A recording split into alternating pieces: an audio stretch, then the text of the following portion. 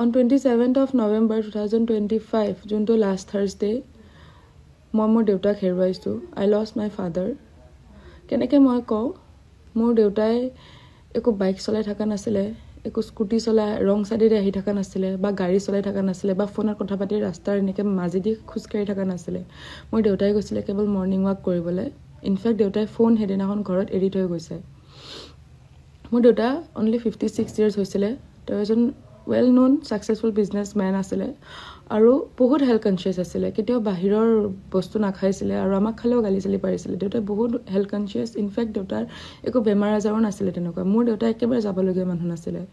কিন্তু হ'ল কেনেকৈ, সেইদিনাখন ৰাতিপুৱা এজ ইউজুৱেল দেউতাই গ'ল মৰ্ণিং ৱাক কৰিব. আৰু আমিয়ে কওঁ যিহেতু মেইন ৰোডেদি খোজকাঢ়িলে মানে গাড়ীবিলাক বহুত স্পীডত আহি থাকে ৰাতিপুৱা, পলি চলি হৈ থাকে, দেখা নাপাবও পাৰে.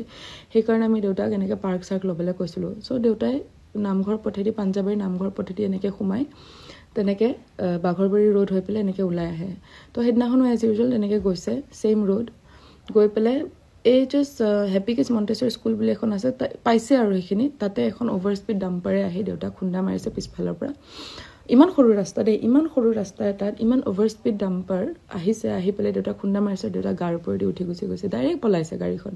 পুলিচ ইনভেষ্টিগেশ্যন চলি আছে, কিন্তু আজি 7 দিন হ'ল আমি গাড়ীখনৰ একো খা খবৰ নাই পোৱা. যিকেইটা CCTV কেমেৰা সেইখিনি জেগাত আছে সেইকেইটা হেনো বোলে বেয়া, আমি এতিয়া জানিবলৈ পাইছোঁ.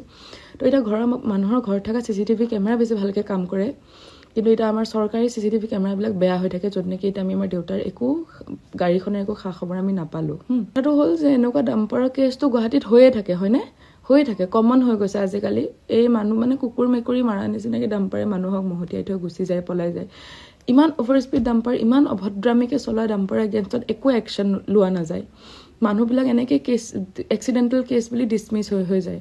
এইটো মোৰ ছেকেণ্ড টাইম. ফাৰ্ষ্ট টাইম আছিলে য'ত মই মোৰ মামাৰ ল'ৰা, মোৰ দাদাক মই এনেকৈ ছেইম ডাম্পাৰৰ কাহিলীপাৰাৰ সেইখিনি হাতীগাঁৱৰ সেইখিনিত ছেইম সেনেকৈ ডাম্পাৰৰ খুন্দাত তাক হেৰুৱাইছোঁ. এইবাৰ দেউতাক হেৰুৱাইছোঁ.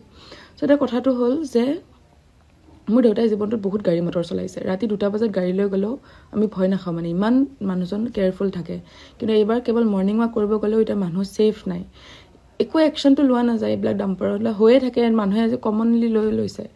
মই জানো আমাৰ মুখ্যমন্ত্ৰী দেৱৰ ওচৰত বহুত কাম থাকে, দেশ এখন চলাই আছে, কিন্তু তাৰ মাজতে মই অনুৰোধ কৰিছোঁ আমাৰ হিমন্ত বিশ্ব শৰ্মা দেৱক যে এনেকুৱা এই ডাম্পাৰ্ছবিলাকৰ এগেইনষ্টত যদি অকণমান কিবা এটা একশ্যন ল'ব পাৰে ন, তেতিয়াহ'লে ভাল হ'ব মানে. কাৰণ মানুহবিলাক মানে এনেকৈ খোজকাঢ়িব গ'লেও এতিয়া ছেফ নহয়. আজিতো মই মোৰ দেউতাক ঘূৰাই নাপাওঁ, কিন্তু যদি কিবা এটা একশ্যন লোৱা হয় তেতিয়া চাগে অকণমান ন্যায় পাব.